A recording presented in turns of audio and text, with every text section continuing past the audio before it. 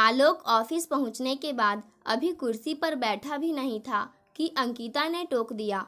आलोक, तुम्हें कल छुट्टी लेनी थी तो अपने कंप्यूटर का पासवर्ड ही बता जाते। कितना सारा काम पेंडिंग पड़ा है। ऊपर से तुम्हारा मोबाइल भी आउट ऑफ कवरेज बता रहा था। शायद आपने ईसा से पूछा नहीं। अपनी सीट पर बैठते हुए आलोक ने कंप्यूटर के मॉनिटर का स्विच ऑन करते हुए कहा, आप तो आते ही सिर्फ काम की बात करने लगती है। यह भी नहीं पूछती कि आखिर मैं कल आया क्यों नहीं था। Okay sorry. अपनी टेबल के नज़दीक पहुंचकर अंकिता ने कहा, क्या प्रॉब्लम थी जो कल नहीं आए? पिताजी की तबीयत खराब हो गई थी, उन्हें अस्पताल लेकर चला गया था। अब ठीक है ना? ठीक है, तभी तो आया हूँ। आलोक, कल का सारा पेंडिंग काम हो गया है, इसलिए परेशान होने की ज़रूरत नहीं है। अगर आज भी जल्दी जाना हो तो चले जाना। थैंक यू अंकिता, आप मुझे हमेशा टेंशन फ्री रखती हैं। लेकिन ये बताओ कि हमें परमानेंट टेंशन देने वाले ऑफिस मैनेजर मिस्टर शिंदे के बेटे की शादी की रिसेप्शन पार्टी में कल शाम को चलेंगी या नहीं?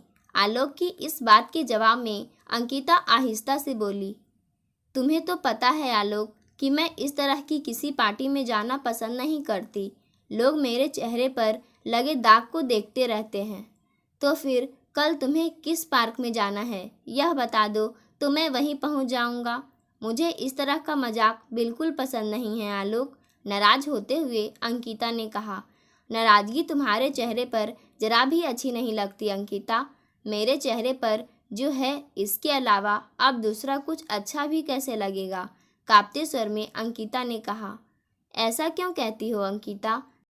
सफ़ेद दाग से कुरूप हुए मेरे चेहरे को क्यों याद दिलाते हो आलोक? अंकिता, तुम खुद ही नहीं भूलना चाहती उस दाग को।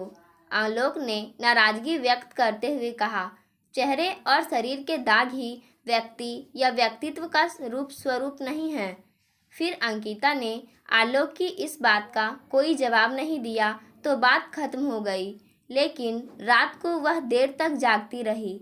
3 साल इम्पैक्ट आईटी में सॉफ्टवेयर इंजीनियर के रूप में काम करने वाला आलोक इधर कुछ दिनों से उसके नज़दीक आने की कोशिश कर रहा था। उसी तरह अंकिता भी उसकी ओर खींचती हुई सी महसूस कर रही थी। फिर भी ज़बरदस्ती वह इन बातों को दिमाग से बाहर धकेलती थी। सफ़ेद दाग वाले चेहरे का प्रतिबिंब आंखों के सामने रखकर वह धीरे धीरे दिल को अच्छे लगने वाले ख्यालों को दिमाग से दूर रखने की कोशिश कर रही थी। मम्मी पापा को किसी तरह मनाकर अपनी इच्छा से वह दिल्ली आकर नौकरी कर रही थी। शेयर बाजार में किंग माने जाने वाले अंकिता के पिता अविनाश सराफ का शराफ एसोसिएट्स का कारोबार इस तरह चल रहा था कि उनकी कई पीढ़ियों को कहीं बाहर जाकर कुछ करने की ज़रूरत नहीं थी। इसके बावजूद अंकिता दूसरे शहर में जाकर नौकरी कर रही थी। अच्छे नंबर आने और सहेलियों के कहने पर उसने माँ से सलाह करके एक प्रतिष्ठित संस्थान में एमबीए करने के लिए एडमिशन ले लिया था। अविनाश सराफ को यह बात नागवार गुजरी थी। उन्होंने कहा था, क्या ज़रूरत थी यह सब करने की? तुम्हें सीधे सीधे ग्रेजुएशन कर लेना था बस। अंकिता जितना अपने लुक के प्रति सजग रहती थी उतनी ही पढ़ाई के प्रति भी। गोरा चेहरा, सुगठित शरीर, औसत से अधिक लंबाई, हंसती थी तो गालों में डिंपल पड़ जाते थे। यही उसकी सुंदरता की चुंबकीय आभा थी। साथ पढ़ने वाले लड़के ही नहीं, उसे पढ़ाने वाले कुछ प्रोफेसर भी उससे बात करके स्वयं को धन्य समझते थे। उम्र का ऐसा पड़ाव, उस पर रूप की यह छटा, कॉलेज का 1 साल उन्मादी नशे में कैसे बीत गया पता ही नहीं चला। साथ के तमाम लड़के उससे परिचय बढ़ाने के लिए तरह तरह के पैतरे रचते रहे, लेकिन उनकी दाल नहीं गली। उसकी अलहड़ता और बेफिक्री उन्हें बहुत खलती। तभी तो उसके सबसे करीबी माने जाने वाले आशीष ने उसके मुंह पर कहा था, अंकिता, इस दुनिया में जो भी आया है उसे अपने पैर जमीन पर ही रखने चाहिए। मुझे पता है आशीष, अंकिता ने उसकी इस बात को जरा भी महत्व ना देते हुए गर्व से कहा था। यही अंकिता एक दिन सुबह कॉलेज के लिए तैयार होकर ड्रेसिंग टेबल के शीशे में अपने मोहक चेहरे को देखकर मुस्कुरा रही थी कि अचानक उसे लगा माथे की त्वचा का रंग कुछ अलग सा हो रहा है। मन का वहम मानकर बालों को ठीक कर लिया और बाहर निकल गई, क्योंकि कॉलेज जाने का समय हो गया था।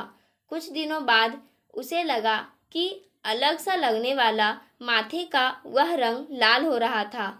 उसी के साथ बाएं कान के नीचे सफ़ेद चकत्ता सा दिखाई दे रहा था। वह एकदम से घबरा गई और जोर से चिल्लाई, मम्मी। लगभग दौड़ते हुए साधना उसके पास पहुंची। क्या हुआ बेटा, इतने जोर से क्यों चिल्लाई? आईने से नज़र हटाए बगैर कान के नीचे पड़े चकत्ते पर उंगली रखकर घबराई आवाज़ में अंकिता ने कहा, something is going wrong with my face mummy. Sadhana ने उसके चेहरे पर हाथ फेर कर देखा। इसके बाद बालों में उंगलियां फेरते हुए पीठ पर हल्की सी धौल जमाकर कहा, चिंता जैसी कोई बात नहीं है बेटा, एलर्जी रिएक्शन है। बट मम्मी, आज तक तो मुझे। ठीक है भाई, डॉक्टर वर्मा से अपॉइंटमेंट ले लेते हैं, ओके। अगले दिन शाम को अविनाश और साधना अपनी लाडली बेटी अंकिता के साथ शहर के जाने माने स्किन स्पेशलिस्ट डॉक्टर वर्मा के यहाँ जा पहुँचे। डॉक्टर ने माथे और कान के नीचे पड़े चकत्तों को गौर से देखा। इसके बाद कुछ कहे बगैर प्रिस्क्रिप्शन पर लिख दिया। अंकिता ने उनकी ओर सवालिया नज़रों से देखा तो उन्होंने कहा, चिंता जैसी कोई बात नहीं है, ये दवाएं खाओ और मरहम लगाओ, चकत्ते खत्म हो जाएंगे। Forget it. तीनों उठकर बाहर निकलने लगे तो डॉक्टर वर्मा ने अविनाश को रोका। सराफ साहब, 1 मिनट। डॉक्टर के इतना कहते ही अंकिता को आभास हो गया था कि जरूर कुछ गड़बड़ होने का यह संकेत है। उसके बाद रोज रोज माथे और कान के नीचे की त्वचा का रंग बदलने लगा। महंगी महंगी ट्यूब्स, क्रीम के बाद तमाम घरेलू उपचार, जड़ी बूटी, तरह तरह के लेप, लेकिन कुछ भी काम नहीं आया। जब पहली बार अंकिता को पता चला कि उसे सफ़ेद दाग हुआ है तो वह चीख उठी थी। साधना भी फफक पड़ी थी। अभी तो बेटी की जिंदगी शुरू ही हुई थी और उसके साथ इतना बड़ा हादसा हो गया। अब इसका क्या होगा? खूबसूरती का खजाना अंकिता को ना जाने किसकी नज़र लग गई थी। जिस सुंदरता पर अंकिता को गुरूर था, उसमें दाग लग गया था। सफ़ेद दाग फैलने लगा, धीरे धीरे चेहरे, गले और फिर हाथों तक फैल गया था। वह समय अभी कहाँ दूर गया था जब उसके चेहरे पर पड़ने वाली नज़र हटती नहीं थी। वही अंकिता जब आईने में अपना चेहरा देखकर काँप उठती थी। भविष्य के लिए देखे गए सपने सफ़ेद दाग के इस तूफान में उड़ गए थे। अब उस पर डिप्रेशन की सुनामी आ गई थी। बाहर के सारे संपर्क उसने ख़त्म कर दिए थे।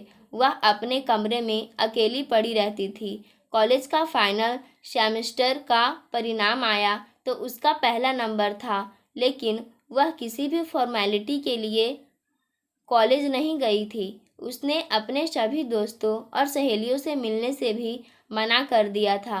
अब अंकिता का क्या होगा? इस चिंता में उसके माँ बाप की नींद उड़ गई। परिणाम आने का 6-7 महीने के बाद अचानक एक रात डाइनिंग टेबल पर अंकिता ने कहा, पापा, मैं नौकरी करना चाहती हूँ। मैं यह शहर कर छोड़कर दिल्ली जाना चाहती हूँ। क्या? अविनाश ने हैरानी से पूछा, जबकि साधना कुछ बोल नहीं पाई। अविनाश की आवाज़ सहज भारी होती गई। यह तुम क्या कह रही हो बेटी?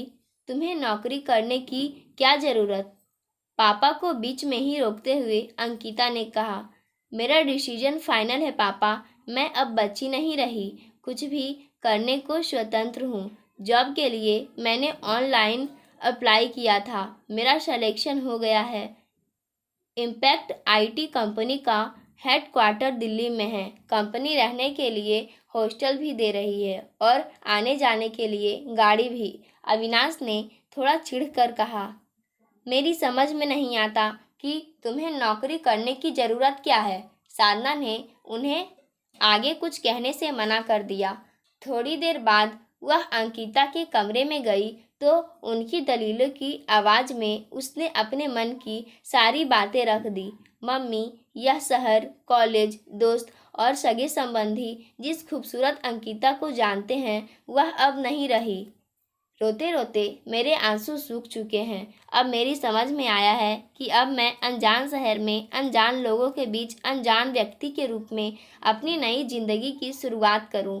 मैंने काफ़ी सोच विचार कर यह निर्णय लिया है। प्लीज़ आप लोग मुझे रोकिए मत। मेरे चेहरे का यह दाग मुझे यहाँ चैन से रहने नहीं दे रहा है। शेयर बाजार के दिग्गज अविनाश सराफ, जो सेंसेक्स के गिरने पर भी परेशान नहीं होते थे, वे बेटी के इस निर्णय से परेशान हो गए। सफ़ेद दाग से कुरूप हुई अपनी इकलौती बेटी के लिए उनके मन में सबसे बड़ा सवाल यह था कि उससे शादी कौन करेगा। फिर 7 साल का समय दिल वालों की नगरी दिल्ली में कैसे बीत गया, अंकिता को पता ही नहीं चला। अंकिता अब तक 27 साल की हो चुकी थी। अपनी इस कुरूपता के साथ उसे जीना सीख लिया था। उसने नौकरी नहीं बदली थी, इसलिए कंपनी में अब तक वह वहाँ की सीनियर मैनेजर हो गई थी। साधना और अविनाश ने ना जाने कितने जगहों पर अपने से गरीब परिवारों में भी अंकिता के विवाह की कोशिश की थी, लेकिन उसके सफ़ेद दाग की वजह से सभी ने मना कर दिया था। पति पत्नी परेशान रहते थे कि वे बेटी की शादी के लिए क्या करें। एक रविवार की शाम को अंकिता की फ्लैट की घंटी बजी तो उसके तंद्रा भंग हुई। अंकिता ने दरवाज़ा खोला तो बाहर आलोक खड़ा था। उसे अंदर आने की जगह देते हुए उसने हैरानी से कहा, आलोक, तुम यहाँ? हाँ, आज पहली बार यहाँ आया हूँ और पहली बार एक बात भी कहना चाहता हूँ। मोस्ट वेलकम आलोक, लेकिन ऐसी कौन सी बात है जिसे तुम ऑफिस के बदले यहाँ कहने चले आए? घर बसाने की बात। यह बात ऑफिस में नहीं कही जा सकती थी ना? क्या? अंकिता ने हैरानी से पूछा। हाँ अंकिता, यह सच है कि मैं तुमसे शादी करना चाहता हूँ। यह तुम क्या कह रहे हो आलोक? अंकिता का दिल धड़क उठा। तुम होश में तो हो? मैं पूरी तरह होश में हूँ और जो कह रहा हूँ वह खूब सोच समझ कर कह रहा हूँ। अंकिता का चेहरा शर्म से सुर्ख हो गया। उसने नज़रें झुकाकर कहा, लेकिन मैं किसी से शादी के लिए तैयार नहीं हूँ। मैं अपनी इस एकाकी ज़िंदगी से संतुष्ट हूँ। तुम्हें किसी दूसरे से नहीं, मुझसे शादी करनी है। तुम्हारी इस संतुष्टि में मैं सुख भरना चाहता हूँ। मुझ पर इस तरह अचानक दया दिखाने की कोई वजह? मेरे प्रेम को दया कहकर उसका अपमान मत करो अंकिता। आलोक ने उसके कंधे पर हाथ रखकर कहा, मैं तुम्हें प्यार करता हूँ अंकिता। मैं तुम्हें शरीर से नहीं, तुम्हारे पूरे व्यक्तित्व और अस्तित्व से प्यार करता हूँ। मेरी इस चाहत को किसी भी तरह के दाग का ग्रहण नहीं लग सकता। यह खोखली नहीं है। अंकिता ने तमाम दलीलें दी, लेकिन आलोक ने उसे मना ही लिया। इसके बाद अंकिता ने मम्मी पापा से बात की। वे तो चाहते ही थे कि उनकी बेटी की शादी हो जाए। बड़ी ही सादगी से अंकिता और आलोक का विवाह हो गया। इस तरह दोनों ने वैवाहिक जीवन का नया अध्याय शुरू किया। नया घर, नया वातावरण और ताज़ा ताज़ा प्रेम संबंध। अंकिता के मन में अब तक अपने प्रति जो नफरत और कुंठा थी वह देखते देखते गायब हो गई। आलोक की मम्मी का प्रेम उसे अपनी मम्मी की याद दिला देता था।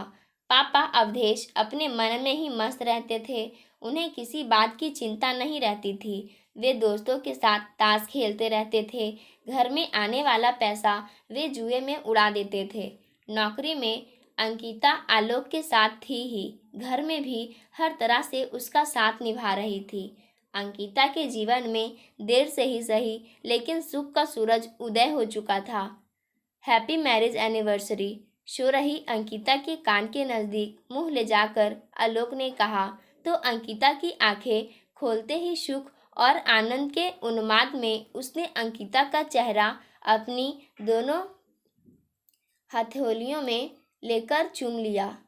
शादी की पहली सालगिरह थी, इसलिए दोनों ने ऑफिस से छुट्टी ले रखी थी। अंकिता ने उठकर खिड़की का पर्दा हटाया तो सुबह का उजास बेडरूम में इस तरह दाखिल हुआ जिस तरह उसके जीवन में आलोक दाखिल हुआ था। अपने इस पहली एनिवर्सरी को यादगार बनाने के लिए आलोक ने जो प्रोग्राम बनाया था, अंकिता को उसकी भनक तक नहीं थी। आलोक एनिवर्सरी विश करके बाहर चला गया था। अंकिता वॉशरूम गई और बाहर आकर हाथ मुंह पोंछते हुए किचन की ओर जा रही थी कि तभी उसकी सासू माँ के ये शब्द उसके कानों में पड़े।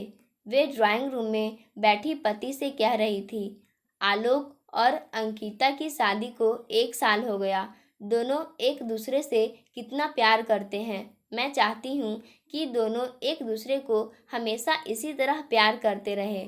लेकिन अगर कहीं से बहू को पता चल गया कि आलोक ने उससे शादी करने के लिए उसके पापा से 50 लाख रुपये लिए थे, तो क्या वह आलोक को इसी तरह उसे प्यार कर पाएगी? आज के बाद कभी गलती से भी इस बात को मुंह से मत निकालना। जानती ही हो, दीवारों के भी कान होते हैं। अगर बहू के कानों में यह बात पड़ गई तो वह आलोक को कतई माफ़ नहीं करेगी। हो सकता है वह हम सबको छोड़कर चली जाए। आलोक के पापा ने कहा। आखिर वही हुआ जिसकी आशंका आलोक के पापा ने व्यक्त की थी। अंकिता ने सासू माँ की यह बात सुन ली थी कि आलोक ने उससे शादी के लिए उसके पापा से 50 लाख रुपए लिए थे। इस रहस्य के खुलने के बाद अंकिता आगे कुछ नहीं सुन सकी थी। उसे सारा कुछ घूमता नजर आने लगा था। उसकी देह में आग सी लग गई थी। किचन से वह सीधे नहाने की तैयारी कर रहे आलोक के पास पहुंची। उसके बदले रूप को देखकर आलोक उससे कुछ पूछता उसके पहले ही वह धीमी लेकिन तीखी आवाज में बोली, आलोक एक बात पूछे? सच सच बताना। पूछो, आलोक ने कहा। वैसे भी मैंने कब तुमसे झूठ बोला है? बोला है तभी तो कह रही हूँ। अंकिता ने उसी तरह तीखे लहजे में कहा। मुझे पता चला है कि तुमने मुझसे शादी के लिए मेरे पापा से 50 लाख रुपए लिए थे। कौन कह रहा था? आलोक ने हैरानी से पूछा। कौन कह रहा था? यह मेरी बात का जवाब नहीं हुआ। तुम मुझे यह बताओ कि तुमने रुपये लिए थे या नहीं। सिर्फ हाँ या ना में जवाब दो। आलोक शून्य रह गया। वह हाँ करता था तो अंकिता के तेवर साफ बता रहे थे कि वह उसे माफ़ करने वाली नहीं है। वह झूठ भी नहीं बोल सकता था, इसलिए सिर झुकाकर बोला, हाँ लिए थे। आलोक आगे भी कुछ कहना चाहता था, लेकिन आगे की बात सुने बगैर ही अंकिता बेडरूम की ओर भागी। अंकिता ने अंदर से दरवाज़ा बंद कर लिया तो खोला ही नहीं। इस बीच आलोक ने ही नहीं, उसके मम्मी पापा ने भी ना जाने कितनी बार अंकिता को मनाने की कोशिश की, मगर उसने ना किसी की कोई बात सुनी और ना दरवाज़ा खोला। रो रो कर उसकी आंखें सूज गई थी। आलोक ने आखिरी कोशिश की, प्लीज़ अंकिता, मुझे माफ़ करके सिर्फ एक बात मेरी बात सुन लो। उसके बाद तुम्हारे मन में जो आए वह करना। अंकिता ने दरवाज़ा खोलकर कहा। मुझे अब तुम्हारी कोई बात नहीं सुननी आलोक। कल सुबह मैं यहाँ से चली जाऊँगी। डिवोर्स के पेपर तैयार करवा कर भिजवा दूँगी। उन पर दस्तखत कर देना। सच्चाई जान लेने के बाद मैं तुम्हारे साथ बिल्कुल नहीं रह सकती।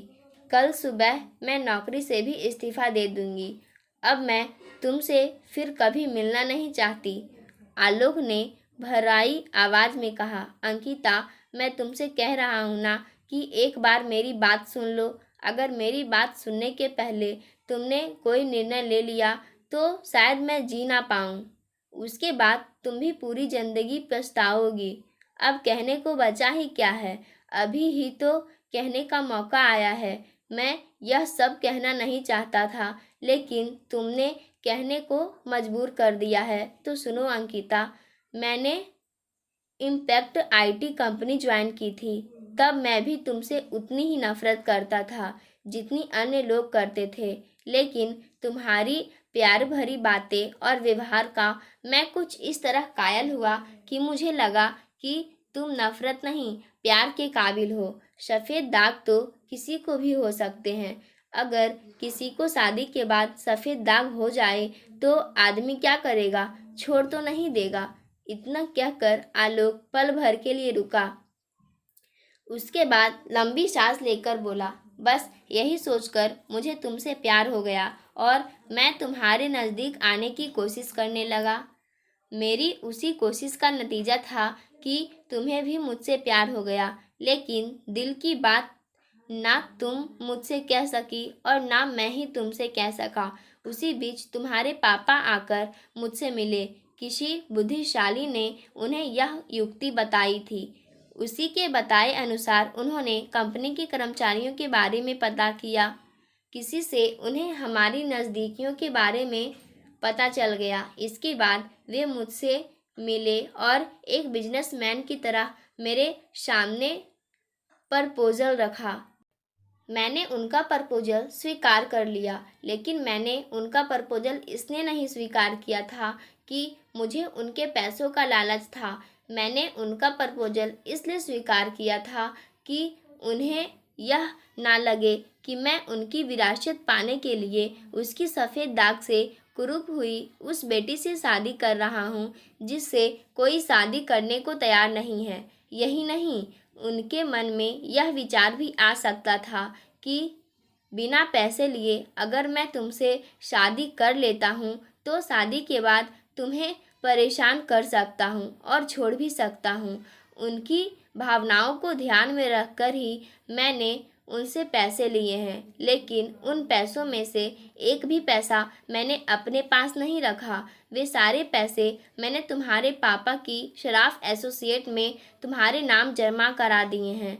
इस बात की जानकारी मेरे अलावा किसी और को नहीं है, तुम्हारे पापा को भी नहीं। इतना कहकर आलोक ने दुछत्ती में रखे एक पुराने कार्टून से एक फाइल निकालकर अंकिता की ओर बढ़ाकर कहा, अगर तुम्हें विश्वास ना हो तो शराफ एसोसिएट में जमा पैसों के सारे पेपर इस फाइल में रखे हैं, तुम खुद देख लो। अंकिता ने एक नज़र फाइल पर डालकर अपनी नज़रें आलोक पर जमा दी। आलोक ने देखा, थोड़ी देर पहले अंकिता की जिन आंखों में नफरत की आग दहक रही थी, अब उन्हीं आंखों में पछतावे का समुद्र हिलोरे ले रहा है। आलोक अंकिता की नम आंखों में आंखें डालकर बोला, अंकिता, शरीर के ये दाग मात्र एक परिस्थिति है, कलंक नहीं। तुम्हारा आंतरिक सौंदर्य बहुत अच्छा है, उसी को परख कर मैंने तुमसे प्यार किया और शादी की। तुम्हें पता होना चाहिए कि प्यार दिल से होता है, जिसे पैसों से नहीं खरीदा जा सकता। 1 साल से साथ रहते हुए खुद तुम्हें इस बात का एहसास हो गया होगा कि मैं तुम्हें कितना प्यार करता हूँ। पैसे मैंने तुमसे शादी के लिए नहीं, तुम्हारे पापा को संतुष्ट करने के लिए लिए थे। तुम जाना चाहती हो ना, जाओ, लेकिन तुम्हें पता होना चाहिए कि अब मैं तुम्हारे बिना जी नहीं पाऊंगा। अगर तुम मुझे छोड़कर चली गई तो। यह कहते कहते आलोक की आंखें भर आई और गला रूंध गया। इसलिए उसकी बात पूरी होने से पहले ही अंकिता ने आगे बढ़कर अपना सिर उसके सीने पर रख दिया। पाठकों, आज की कहानी यहीं समाप्त होती है। धन्यवाद।